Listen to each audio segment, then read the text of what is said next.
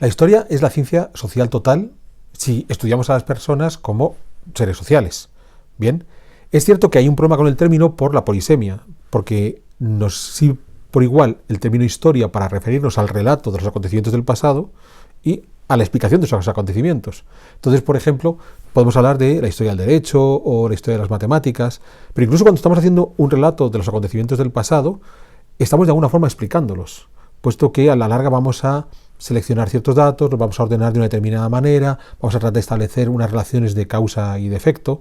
Bien, hay otro problema en el propio término de historia, cuando hablamos de historia como explicación, que es asociarlo a la historia construida a partir de documentos de archivo.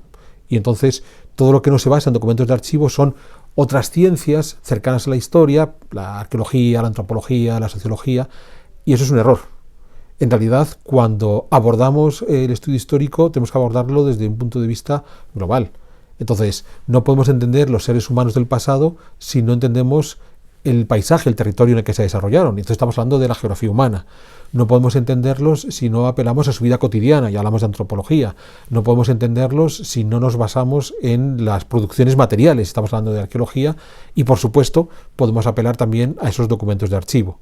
Pero solo cuando hacemos ese estudio global, ese estudio en su conjunto, es cuando estaremos haciendo realmente historia. En caso contrario, estaremos utilizando ciertas técnicas auxiliares, pero que no nos van a permitir entender cómo fue la historia de esos seres humanos en el pasado.